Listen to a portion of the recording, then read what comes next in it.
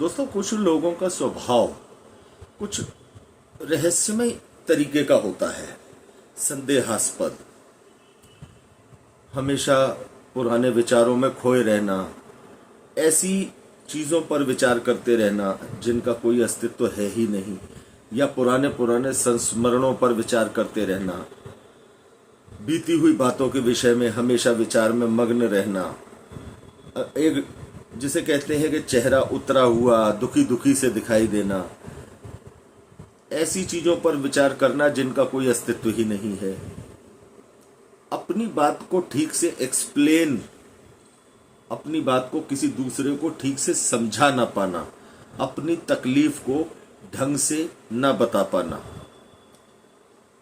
अपनी बीमारी के बारे में मन में दबाए रखना, अंदर ही अंदर घुटते रहना, अर्थात अपनी परेशानी को ठीक तरीके से व्यक्त न कर पाना कि वास्तव में उस व्यक्ति को परेशानी है क्या। गुस्सा आ रहा है, चिड़चिड़ापन आ रहा है, लेकिन अंदर ही अंदर किसी से कुछ बोलना नहीं और चुपचाप अंदर ही अंदर गुस्से को या परेशानी को सोचते रहना और उसके बाद में परिणाम के अनुसार उसके बाद में धीरे धीरे डिप्रेशन की स्थिति में चले जाना।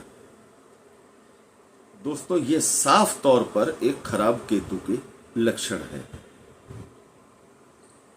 अब ये केतु इस स्थिति में जब इंसान को ले आता है तो सही मायने में अगर देखा जाए तो ना तो वो व्यक्ति जिसके साथ केतु की खराबी है या जिसके ऐसे लक्षण हैं, ना तो वो व्यक्ति परिवार वालों की समझ में आता है कि आखिर इसे हुआ क्या है, और ना उस व्यक्ति को ये समझ में आता है कि आखिर मुझे हुआ क्या है। सोचने समझने की सारी क्षमताएं उसकी खत्म हो जाती हैं। चारों तरफ उसे नेगेटिविटी दिखाई देती है कि अब मेरा कोई इलाज नहीं है, अब मैं पता नहीं ठीक हो पाऊंगा नहीं हो पाऊंगा, लेकिन तकलीफ क्या है इसका कोई पता नहीं उसको।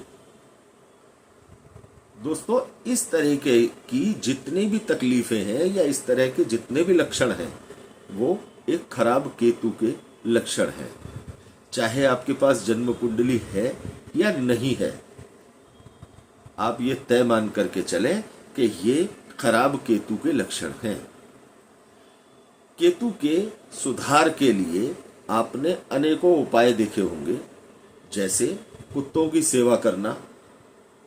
सभी ज्योतिष विद्वान इस उपाय को बताते हैं और ये उपाय कारगर भी है। कुत्तों की सेवा करना, आवारा जो बाहर खुले में कुत्ते घूमते हैं उनकी सेवा करना, उनको कुछ न कुछ खिलाते रहना, उनको पानी पिलाना, दूध पिलाना, इस तरह की सेवा उनकी। साथ ही कान में सोना धारण करना केतु का एक अच्छा उपाय है। लेकिन दोस्तों, बड़ी संख्या में लोगों को देखा गया है कि वो कुत्तों की सेवा भी कर रहे हैं और केतु के अन्य उपाय भी कर रहे हैं। कोढ़ियों की सेवा करना, जिन्हें असाध्य रोग है, अर्थात असाध्य चर्म रोग जिसे कोढ़ कहते हैं, ऐसे पीड़ितों की, ऐसे रोगियों की सेवा करना भी केतु का एक अच्छा उपाय है। लेकिन दोस्तों, इन उपायों को करने के बाद भी यदि केतु की समस्या यथावत बनी रहे या शरीर में कोई रोग पनप रहा है और शुरुआत में उसके स्थिति का पता ही ना चले और एकदम से उस बड़े रूप में रोग का प्रकट हो जाना, लेबोरेटरी में टेस्ट कराने के बाद भी आपको उस बीमारी का न पता लग पाना, पैथोलॉजिकल भी डायग्नोज ना हो पाना, ये केतु का स्पष्ट लक्षण है। दोस्तों, यदि इस प्रकार की समस्या या इस प्रकार के लक्षण किसी के भी साथ आ रहे हैं तो आज हम एक ऐसा उपाय आपको बताने जा रहे हैं जो कायदे से सार्वजनिक तौर पर नहीं बताया जाना चाहिए, लेकिन फिर भी क्योंकि बड़ी संख्या में लोगों को इस तरह की परेशानी से जूझते हमने देखा है। तो दोस्तों, ये एक ऐसा उपाय है। सबसे पहले हमारा ये निवेदन है कि इस उपाय को आप अपने आप अकेले या केवल अपने प्रयास से करने का प्रयास न करें। खुद अकेले इस उपाय को करने की कोशिश न करें। गलत हो जाने पर यह उपाय आपके लिए नुकसानदायी स्थितियां पैदा कर सकता है। दोस्तों, केतु की एक अधिष्ठात्री देवी मां छिन्नमस्तिका, अर्थात आपने एक माता जी का प्रतिरूप देखा होगा जिन्हों के एक हाथ में खड्ग है और दूसरे हाथ में अपनी ही गर्दन है और उनके धड़ से 3 रक्त की धार निकल रही हैं। एक उनके बराबर में खड़ी उनकी सहेली के मुंह में पड़ रही है, दूसरी धार उनकी दूसरी सहेली के मुंह में पड़ रही है और तीसरी रक्त की धार जो उनके हाथ में उनकी अपना ही सिर है उसके मुंह में पड़ रही है।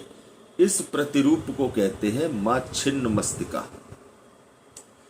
दोस्तों, केतु ग्रह के असाध्य हो जाने पर, अर्थात केतु ग्रह की परेशानियों का सिर चढ़ के बोलने लगना और किसी भी उपाय से लाभ न मिलने की स्थिति में आप मां छिन्नमस्तिका की साधना या सेवा पूजा कर सकते हैं।